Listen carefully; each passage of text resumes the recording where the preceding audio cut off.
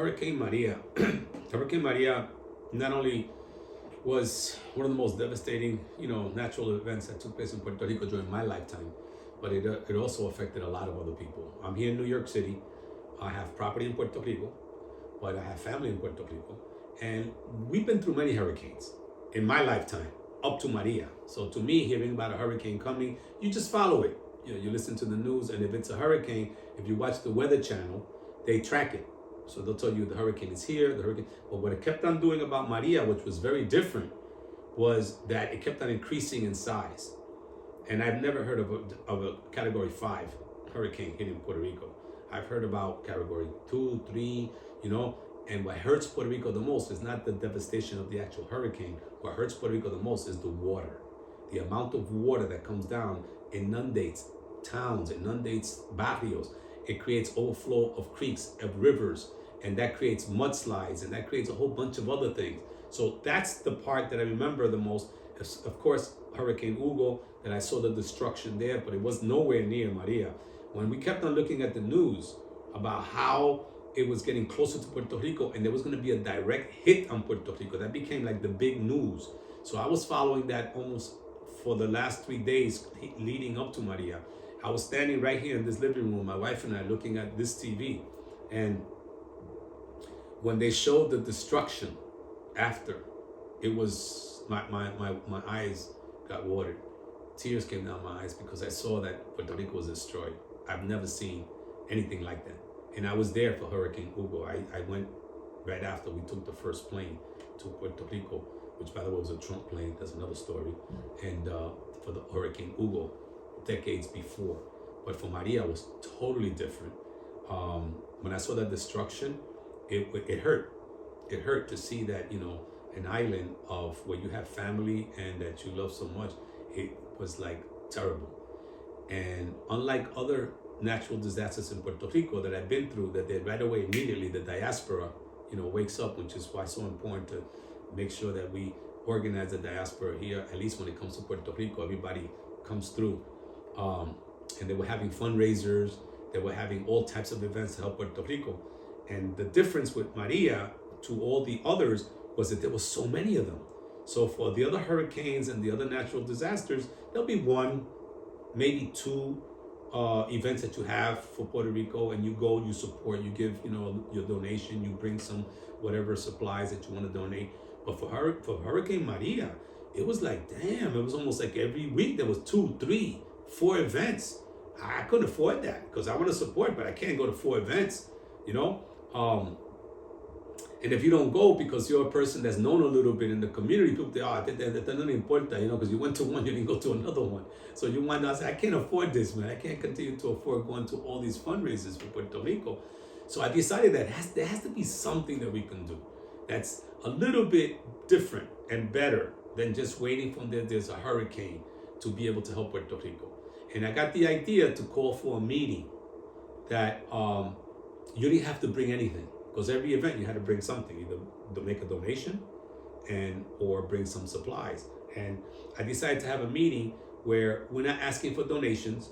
You don't have to give any money. You don't have to bring anything. Just bring yourself and be prepared to talk about what can we do to help Puerto Rico. That's it. But with the following rules. We don't want to talk about status. Don't come here to talk about statehood. That's the best thing for Puerto Rico. Don't come here to talk about independence. That's the best thing for Puerto Rico. Don't come here talking about Commonwealth or an enhanced Commonwealth, that's going to be the solutions to help the island. We said no politics, no party politics, no status politics. We want to talk about just honest opinions. What do you think can help Puerto Rico? I thought it was going to be the same 12 people. The same 12 people that whenever you have a meeting is the same, your friends that always show up. To my surprise, there was close to 80 people that showed up. I put it on Facebook. I didn't invite anybody in particular. I didn't put no flyer out, just put it out. The young lady that came in here, that was the youngest person at that time. She was in her 20s. And we had the oldest person that came in, a walker, was in their 80s. And to my surprise, I didn't know maybe 3/4 of the people there. So that was interesting. And what I did was I organized a quick forum. I brought Nelson Dennis to talk about Puerto Rico. I brought Hector Soto, a friend of mine, to talk about, Puerto Rico. and a guy who worked for the mayor to talk about Puerto Rico, and a guy from the unions. Very short, not long explanations like I used to go to all these other forums, and then when people want to ask questions, you only got time to ask 1 or 2 questions. We made it real quick, Puerto Rico, some of the issues with the problem, and boom, open it up to the public. And we were able to have a dialogue with the 80 people that were there. And we had a blackboard, and we would write down key words. So the word that came out the most was, there's no respect for us. Another word that came out a lot was justice. There's no justice when it comes to Puerto Rico. And a couple of other things that came up about they don't treat us fairly. We were looked at second-class citizens, blah, blah, blah, blah, blah, blah. We wrote all that, and then we got into those words, and that's where the organization, respect and justice, number 4, Puerto Rico came out of. We decided to start an organization to help, and the best way to help was a presentation that Nelson Dennis made, the author of War Against All Puerto Ricans. He made a presentation that I, who have been involved in the movement since I was 16 years old, didn't hear too much about, something called the Jones Act. And he explained to us what the Jones Act was in detail. I had heard about it. Some people mistakenly thought that the Jones Act is the 1917 Act, the Jones Act, which made us citizens. That's not the law. It's the 1923 maritime law of the Jones Act, which basically states that no ship that is not a flag-carrying U.S. ship, that's a ship that was built in the United States, that's a ship that 70% of the crew is not U.S. citizens, cannot dock in Puerto Rico if you're not a U.S. ship. So that means that if the Dominican Republic wants to send us aguacates, that ship cannot dock in Puerto Rico. Those aguacates have to be picked green, sent to Florida, Jacksonville, unload, and then reload them on a U.S. ship, and that ship can come and dock in Puerto Rico. That means that unloading, loading is going to cost. And also, by the way, U.S. shipping fleet is the most expensive in the world. So if you buy something from Chile, if you buy something from, let's say, Argentina, Colombia, you don't pay what you have to pay for U.S. fleets. It's much more expensive. So anything coming around the world to Puerto Rico cannot come, except for cars and other things that they come directly from Japan or whatever, and they pay a fee, an exorbitant fee, which is why it costs sometimes $10,000 to $20,000, $15,000 more for the same car you buy in Puerto Rico that same car you buy in Florida. It's going to cost you at least $10,000 minimum more than it costs in Florida or anywhere else. Prices in Puerto Rico, 15 to 25% more for average prices in Puerto Rico because of the Jones Act, because of the fact that these things have to be unloaded and loaded. So when we heard about that, we said, that's something that we can hit on. So we made this organization, Respect and Justice for Puerto Rico, to focus at least on one thing that would alleviate the situation in Puerto Rico economically to help us much faster. Also because in Maria, the reason that came up was because some ships that were bringing supplies to Puerto Rico from these countries in Latin America could not dock.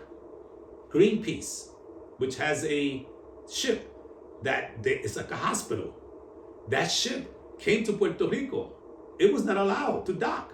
So people that needed medical attention because the hospitals were definitely not functioning because there was no electricity, these patients could not be seen in a hospital that's floating, that goes all around the world. All they do is just service people. That ship could not come in. So that's what got the attention of the Jones Act with many of us. And when we learned about that, we realized if there's one thing we could do to help Puerto Rico, let's see if we can change that law. So we went through a transformation because at first we just took on that issue. And then we realized a lot of our friends who are progressive and a lot of our friends with the union movement, they were not backing it. Because we learned later that the AFL-CIO and others at that top level don't support the fact of getting rid of the Jones Act. They want to keep the Jones Act. And there's a lot of reasons for that we can go into in another conversation, but just imagine everything that comes in through the ports. The majority of the things that come in through the ports. So you can argue a lot of drugs come in through the ports, right? The amount of drugs in Puerto Rico, we don't grow cocaine. Why is there so much cocaine? Why is there so much heroin? Weed, I can understand. We can grow weed, but we can grow anything. But we don't grow we don't grow coca. We don't grow, poppy seeds, right? And why is there so much drugs in Puerto Rico? Why are there so many guns and bullets? When a gang in the caseríos can fire 30, 40, 50, 60, 70, 100 rounds, like if you can easily go to a grocery store and buy bullets,